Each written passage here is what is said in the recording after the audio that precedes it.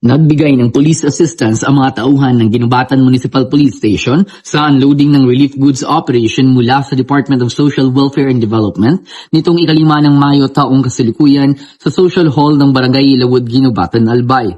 Sa ilalim ng pamumuno ni Police Major Genevieve O. Oserin, Officer in Charge, katuwang ang mga augmented personnel mula sa First Albay PMFC at Albay PPO, tiniyak ang maayos, ligtas at organisadong pagbaba ng mga ayuda na ipapamahagi sa mga pamilyang apektado ng ashfall dulot ng aktibidad ng Bulkang Mayon. Layunin ng naturang aktibidad na mapabilis ang distribusyon ng tulong at masiguro na makarating agad ito sa mga nangangailangang residente sa evacuation centers.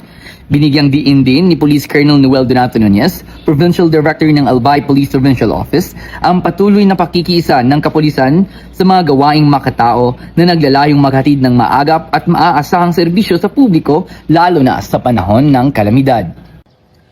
Mula dito sa Albay Police Provincial Office, ako po si Patrolman Corby Flores, nag-uulat para sa Police News Network. At ito ang bagong PNP para sa bagong Pilipinas. Serbisyong mabilis, tapat at nararamdaman.